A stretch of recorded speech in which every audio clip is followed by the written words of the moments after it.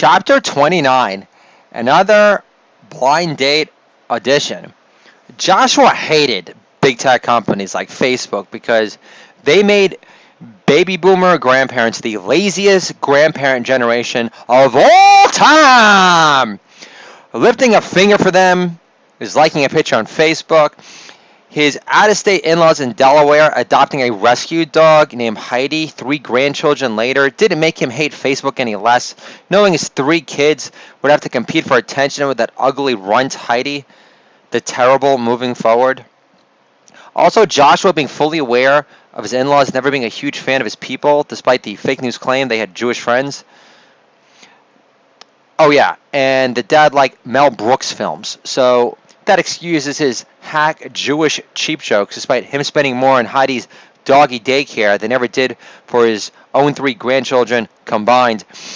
Never to let any funny man observation go to waste, Joshua made more comedic art from his life and delivered this joke gem on his Do It All Dad Year podcast, Grandparent Bad Manners. Kids are asleep, and I tell my wife on the couch, so the Good Man Project is going to republish 15 of my blogs. Wife replies, what are they paying you for it? I said, less than your parents give us, so nothing.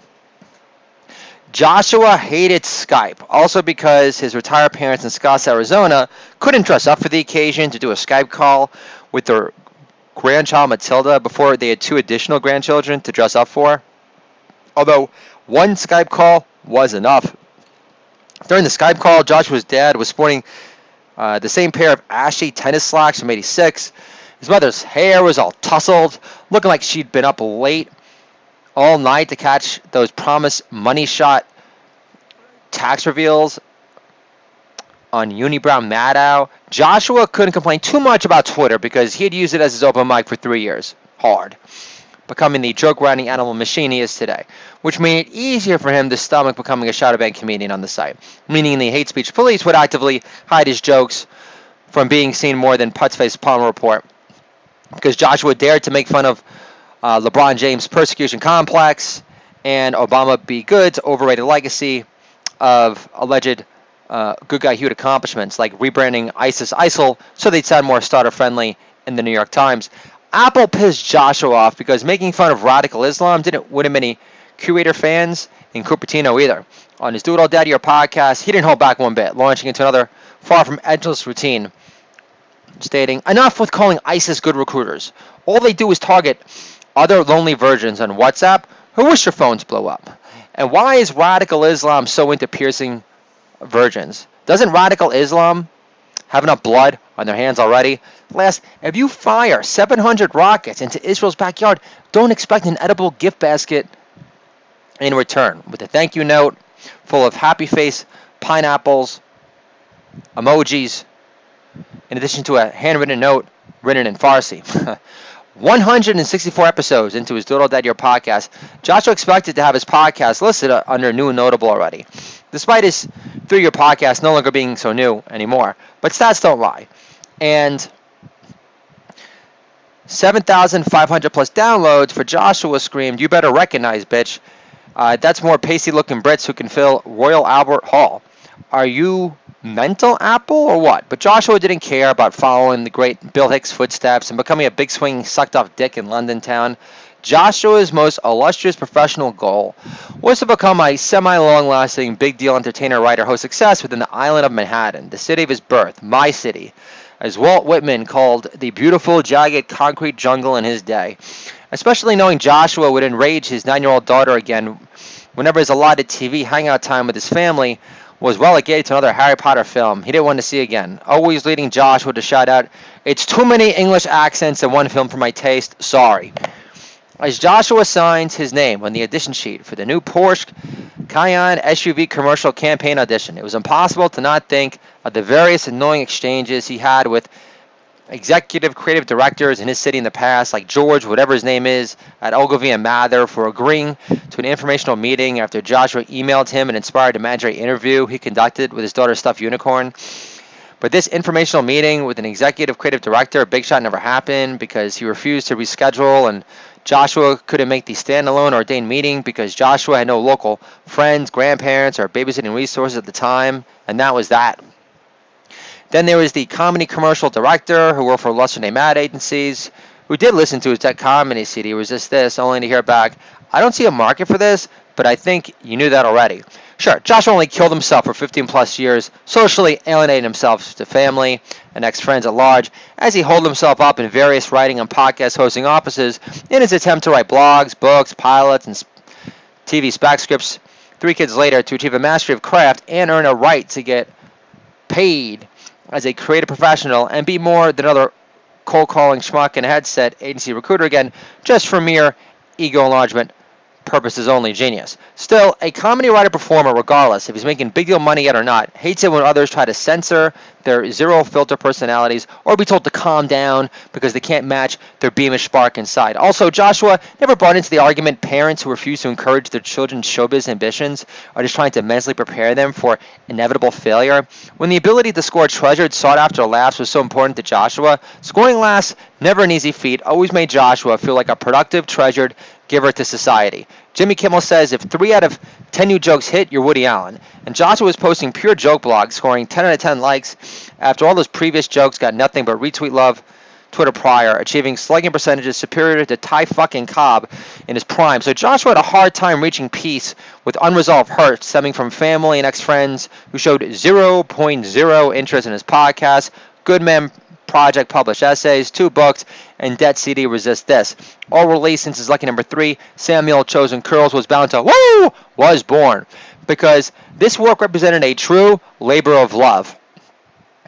It's a full-time job! The work's never done!